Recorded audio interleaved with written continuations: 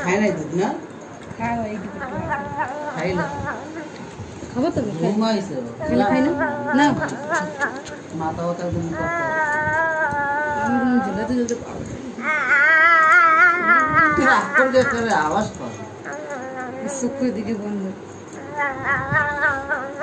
এই ইলাজ করলে ঘুমে ঘুমের মতো লাজ করতে কাতা লাগছে